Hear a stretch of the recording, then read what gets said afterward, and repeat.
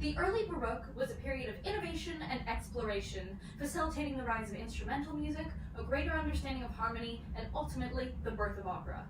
Henry Purcell was an English composer who lived during this time. Though he composed within a variety of genres, Purcell was particularly drawn to vocal and dramatic music, having written incidental music for over 40 plays. No doubt influenced by early French and Italian opera, Purcell's semi-operas featured some of his most elaborate and effective music, though more often than not, his plots were advanced through spoken dialogue as opposed to recitative. Dido and Aeneas was Purcell's first and only opera that was sung entirely throughout. It was commissioned for student performance within a boarding school for impoverished young women. The orchestration consisted only of strings and a harpsichord, and the work was well suited to the modest abilities of the female students. Though it was not the first opera written in English, it is arguably the first great English opera still being performed today. The opera's plot focuses on Dido and Aeneas. The two fall in love, only to be torn apart by Aeneas' destiny and the meddling of witches who wish to see Dido's demise. The segment we will be discussing begins with a chorus of witches, singing the lines in the A section. Distractions are delight, delight our greatest sorrow, Alyssa lies alight, and carpet flames the wall. These words are followed by a rapid and rhythmic imitative series of ho-ho-hos that make up the B section, meant to symbolize the witch's evil laughter. With the delivery of this text in the major mode, the listener gets a taste of the witch's diabolical intentions within a short 30-second chorus. What follows is perhaps Purcell's most famous musical excerpt, a recitative followed by an aria.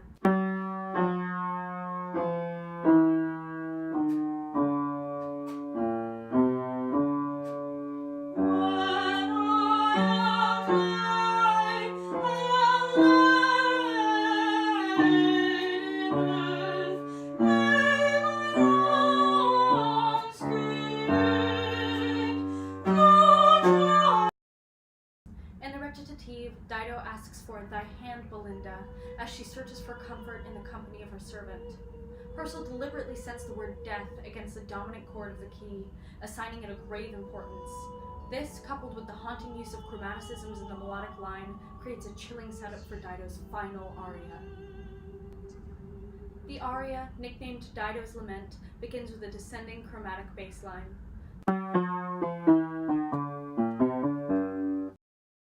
Dido asks that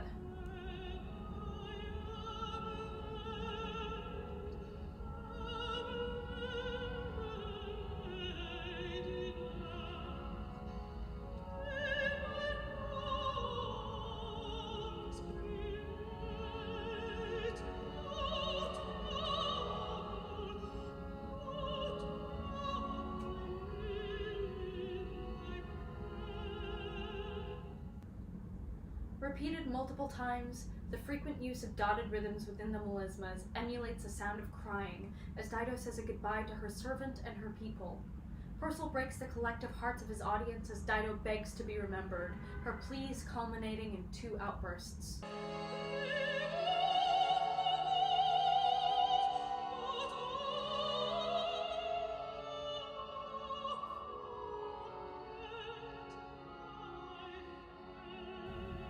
The mezzo-soprano, used as an example in Rita, performs a heart-rending rendition in which the first outburst crescendos, loud and desperate.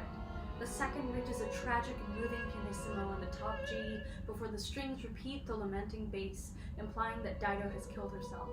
Thus ends the opera as a chorus of angels surround her tomb.